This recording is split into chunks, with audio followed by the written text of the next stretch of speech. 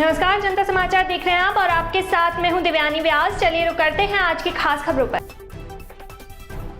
प्रदेश सरकार द्वारा केवल मुख्यमंत्रियों को बदलने का ही कार्य किया जा रहा है, ना ही कोई विकास का कार्य हो रहा है और ना ही कोई रोजगार देने की बात कर रही है ये सरकार।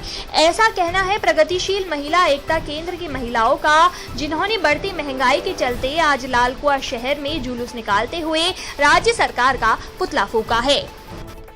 वहीं लगातार खाद्य वस्तुओं और पेट्रो पदार्थों की प्रतिदिन ऊंचाइयां छूती कीमतों को लेकर प्रगतिशील महिला एकता केंद्र की महिलाओं द्वारा आज शहर में विरोध जुलूस निकालते हुए महंगाई वो विरोध नारेबाजी करते हुए निकाला और रेलवे स्टेशन चौराहे पर सरकार का पुतला भी फूंका। इस पर महिला एकता केंद्र की नेता बिंदु गुप्ता ने कहा कि सरकार की जान विरोधी इन नीतियों से आज आम आदमी के सामने 2 वक्त की रोटी का भी संकट आ खड़ा हुआ है। वहीं पूंजीपतियों से वफादारी और जनता से गद्दारी का नारा देते हुए कहा कि जहां एक और बड़े-बड़े पूंजीपतियों की तिजोरी दिन प्रतिदिन भर रही है, वहीं गरीब के मुंह से 2 वक्त का निवाला छिनता नजर आता रहा है। हालात ये है कि सरकार महंगाई दरों को घटाने के बजाय लगातार ही बढ़ाती जा रही है। यदि सरकार ने महंगाई की बढ़ती दरों को कम नहीं किया तो हम आंदोलन को और तेज धारदार करने में मजबूर हो जाएंगे। ये प्रदर्शन हम कर रहे हैं कि पूरे समाज में, पूरे जनता के बीच में, खास करके आप लोगों को भी पता है कि जो महंगाई है लगातार आसमान छू रही है और इसमें जो मेहनत का जनता है इसमें बहुत ज़्यादा उनकी बदहाल से ज़िंदगी और बदहाली की तरफ ले जा रही है। तो ये हमारी मांग है कि सरकार इस पे बढ़ती हुई महंगाई है, इस पर रोक लगाए, जितनी भी सट्टेबाजारी है उसको ख़त्म करे, ठीक है। और दूसरी बात यह है कि अगर ये मांग हमारी मानी नहीं जाती है तो हम लगातार प्रदर्शन करने के लिए बाध्य होंगे। हम बड़ा से बड़ा आंदोलन महंगाई के खिलाफ करते रहेंगे और इसको आगे बढ़ाने की जनता के बीच में जो हमारा पर्चे के माध्यम से, पोस्टर के माध्यम से, नुक्कड़ नाटकों के माध्यम से और ये झांकियों के माध्यम से हम लगातार जनता के बीच में जो सरकार की जो नीति है उसकी पोल खोलते हुए और जनता को बताने की कोशिश करेंगे कि महंगाई जो है, ये जो सरकार लगातार कह रही है कि तेल जो है बहुत महंगा हो रहा है, ऐसा नहीं है। अंतर्राष्ट्रीय बाजार में जो तेल की कीमत है बहुत कम है और यहाँ आके ये इतना रेट बढ़ जा रहा है जिससे कि मेहनत का जनता जून की रोटी जुटा पाना भी उनके लिए असंभव हो गया है और काम करना भी असंभव हो गया है। बेरोजगारी इतनी फैल गई है, दिहाड़ी मजदूरी तक नहीं मिल पा रही है और सरकार जो उनकी मूलभूत चीज़ें हैं जिससे ज़िंदगी जीने की जो चीज़ें हैं वो सारी चीज़ें ख़त्म कर रही हैं। तो हम आगे इस मुहिम को जारी रखेंगे। महंगाई के विरोध में लगातार हम पूरा प्रगतिशील महिला एकता केंद्र पूरे उत्तराखंड के स्तर पे जहाँ जहाँ हमारा संगठन है वहाँ पे लगातार प्रदर्शन कर रहा है और इसी कड़ी में हम लोग यहाँ पे लालकुआ में प्रदर्शन कर रहे हैं। अभी पंतनगर में होगा शाम 3 बजे से प्रदर्शन। ये चीज़ें उत्तराखंड राज्य में सभी पार्टियों द्वारा चुनावी सरगर्मियां तेज होती दिखाई दे रही है।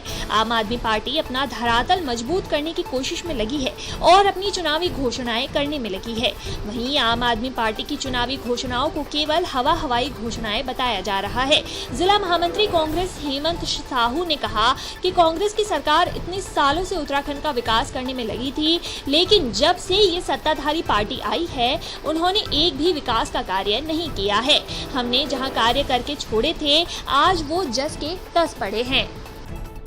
साहू ने कहा कि चुनाव नजदीक आते ही सारी बड़ी पार्टियों ने अपने अपने दमखम दिखाने में लग जाते हैं, चाहे उत्तराखंड के भौगोलिक परिस्थितियों को वो समझती हो या ना हो। ऐसी ही एक पार्टी धरातल पर उतरने से पहले ही अपनी हवाई घोषणाएं करनी आरंभ कर दी है, लेकिन धरातल पर आएगी वो कैसे? उत्तराखंड में सबसे बड़ा मुद्दा इस समय बेरोजगारी है।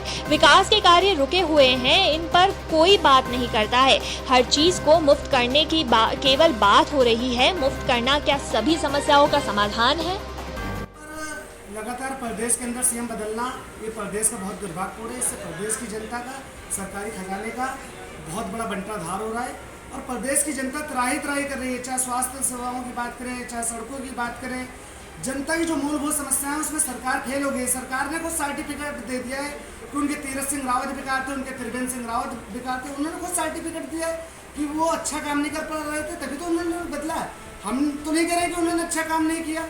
सरकार खुद, भारतीय जनता पार्टी खुद एग्जाम्पल दे रही है कि उन्होंने काम अच्छा नहीं किया, इस वजह से बदला जा रहा है। और लगातार बड़ी घोषणाएं इनके पूर्व मुख्यमंत्रियों ने भी की, एक भी काम धरातल पर नहीं उतरे। लोगों को राशन सही समय पर नहीं मिल पा रहा है। अगर यहाँ हल्द्वानी की बात करें तो यहाँ की सड़कों की हालत बस से ज़्यादा बदतर हो गई है। कोरोना काल में सरकार पूरी तरह से फेल हो गई। ISBT का बात की जाए तो उसको अच्छा खासा निर्माण हो रहा था, उसको रोकने का काम किया। चिड़ियाघर का पूरा काम पूरी तरह से बंद हो गया। तो हर मामले में सरकार फेल हो चुकी है। स्वास्थ्य व्यवस्था पूरे प्रदेश की बस से ज़्यादा बदतर है। लगातार आपराधिक घटनाएं बढ़ रही हैं। नशे का कारोबार पूरे प्रदेश में बढ़ता जा रहा है। सरकार नाम की प्रदेश के अंदर कोई चीज़ नहीं बची। सरकार को नैतिकता के आधार पर बने रहने का राइट नहीं है। 2022 में इस प्रदेश की जनता भारतीय जनता पार्टी को उखाड़ फेंकने का काम करेगी और उत्तराखंड में 60 से अधिक सीटों में कांग्रेस पार्टी जीत दर्ज करेगी। की पार्टी है, उसके पास कुछ नहीं है, उसका एक विधायक यहाँ पर जीतने वाला नहीं है। वो सरकार बनाने की बात करें, वो बड़ी बड़ी घोषणाएं करने की बात करें। जब वो सरकार में आए तब इस तरीके की बात करें। 300 यूनिट बिजली कहाँ से फ्री देंगे? ये तो सब हवाई बातें हैं। जनता को केवल बिजली फ्री नहीं चाहिए, जनता को और भी चीज़ें चाहिए। यहाँ पर मूलभूत समस्याएं हैं, उनका समाधान चाहिए।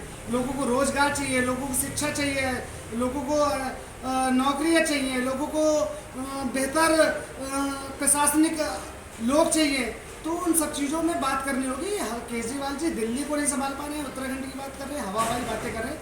इस तरीके की बातों का कोई औचित्य नहीं है। इस प्रदेश की जनता अच्छी तरह से समझ चुकी है और इस प्रदेश में कांग्रेस पार्टी की सरकार बहुत जल्द बनेगी और बहुत ही सारे काम जो यहाँ पर प्रदेश के अंदर रुके हुए हैं, चाहे वो हल्द्वानी में ISBT की बात हो, चाहे अंतर्राज्यीय बस अड्डे की बात हो, चाहे चिड़ियाघर की बात हो, चाहे यहाँ की सड़कों के निर्माण की बात हो, चाहे बेहतर स्वास्थ्य व्यवस्था की बात हो, सब पर काम किया जाएगा।